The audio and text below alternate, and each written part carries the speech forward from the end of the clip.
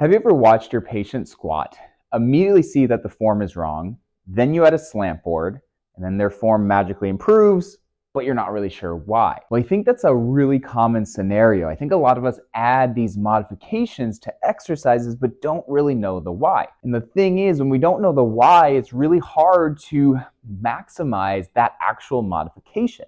So what I want to do in this video is go over 3 main questions that you should ask yourself to improve your patient's slant board squats. And those 3 questions is what does the slant board do? Who is the slant board best for? And how do I strategically use it? So before we can answer those questions, we first need to define what is a normal squat. Now I know there are dozens of modification, intents, and biases, but for this video's purpose, I want to define a normal squat as someone that can move through their full range of motion in a very straight up and down way without any pain. Now, speaking of range of motion, have you ever stopped and asked yourself, why can some people go through that full range, and why do some people get stuck around 90 degrees? Why do some people have knee valgus where their knees collapse, and some people go into a hinge when you want them to go straight up and down? Well, we can understand the whys behind those compensations if we break the squat down into 3 main phases. And I actually go over these concepts in great detail in the Performance Redefined course. So if you want to really learn a lot more than we'll talk about in this video, I'll leave that in the link below so you can check that out. But for this video, I do want to give you a brief overview so that way you can understand the concepts and then how that's going to relate to the slant board. So if we grab our pelvis, essentially what we can do is break down our squat into 3 main phases. So we have phase 1, 0 to 60 degrees of hip flexion. Phase 2, 60 to 90 degrees of hip flexion. And phase 3, 90 to 120. Now, what does this really mean? Well, there's motions and movements that occur, but all I want you to take away is that as we go through a vertical squat, the pelvis needs to be able to change its shape. When a patient cannot change the shape of the pelvis, they're going to have a compensation, or they're going to say that they feel tight and that they can't go through that full range of motion. So let's briefly talk about those motions, but again, the big picture here is just understanding that we need certain shape changes. All right, so phase 1, we have an external rotation bias. So the pelvis go into external rotation, which essentially is just going to be compression back here, muscles compress or concentrically contract, and that's going to create this compression, and then we have expansion on the front. Now, phase 2, 60 to 90. We have just the opposite, internal rotation bias. Internal rotation is going to open up or expand the backside and compress the front. And then 90 to 120 for phase 3, we have re-external rotation where we have compression in the back and expansion in the front. Now, again, don't get caught up in all the ER and IR. Get caught up in that when someone goes through that motion, they're going to change the shape as so. Phase 1, phase 2, and phase 3. Now, it's not this big. I'm showing you for video demonstration purposes, but if someone can achieve the opening, closing, and opening, aka phase 1, phase 2, phase 3, then they're going to have a very nice normal squat.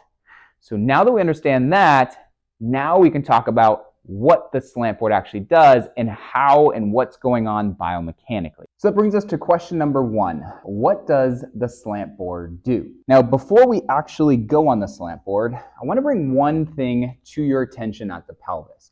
So we just talked about the different phases, right? Phase 1, 2, and 3, ER, IR, ER. Notice how there are 2 ERs and 1 IR, so there's more. The ER phase is denoted when we have compression at this posterior pelvis. So you can think of glutes and external rotators, right?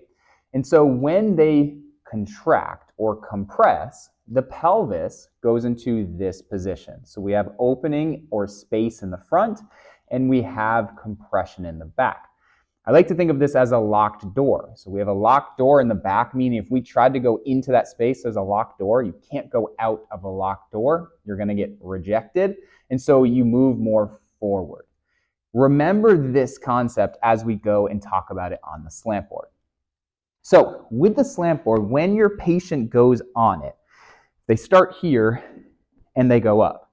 What's happening? Well, essentially, they are getting thrown forward, right? A heels elevated is going to throw them forward, and the result of that is the pelvis is going to move in a posterior direction. What is this synonymous with? Think of what we just talked about.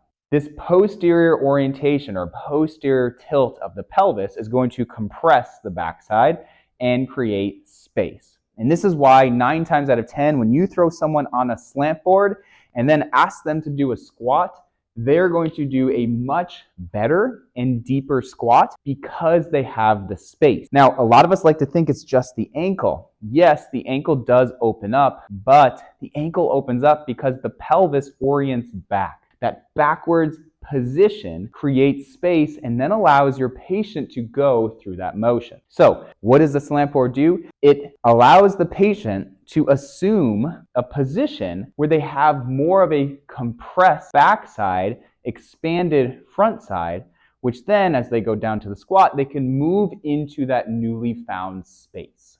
Question number 2, who is the slant board best for? Now, we just talked about how the slant board is really going to be favorable for pretty much everyone. However, there are certain patients that it will be a better modification for. These patients are the ones that struggle to capture that compression that is truly needed, right? We talked about the 3 phases. So there are certain patients that struggle to capture this, and you are very much familiar with them. The ones that struggle with this are in more of a nutation and an expanded position back here.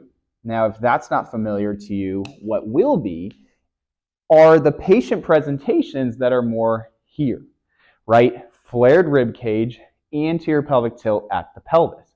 These patients are going to want to squat in a very horizontal or escalator trajectory. Remember, we are looking for a very vertical elevator-like squat. So if someone is more biased here, they have expansion here. If we go back to our locked door analogy, they have an unlocked door posteriorly and compression, no space anteriorly. So because the squat requires space anteriorly, they can't get it. So they have to go back unless they're on the slant board. The slant board then comes in and the slant board puts them in a starting position to be successful.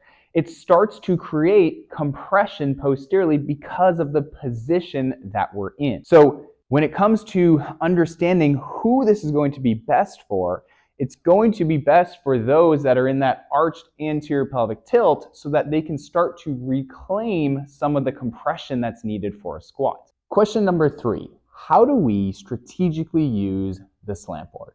Well, we strategically use this by being intentional with it. What I mean is that we don't just use it because we saw someone online do it and we know that it allows people to go into greater depths of a squat. But instead, we understand the biomechanics of this and we understand the biomechanics of our patient and recognize that we can use this to get someone out of pain and to improve performance. How do we do that? Well, this is restoring movement variability. Because at the end of the day, when someone comes into you and they want to get out of pain, they're in pain because they're in a pattern. And that pattern gets them so restricted in motion that they don't have the capacity to increase their movement variability. And so what this does is, if we use our example that we talked about for our arched back individuals, is the second we stand on this, it starts to bring them to the other end of the movement and get them to be more compressed here and open here. That's the movement variability. So it becomes a really powerful tool because we're not just randomly guessing, but we are putting biomechanics to work from our patient and from the slant board perspective, and then we intentionally use that to drive better outcomes for our patient.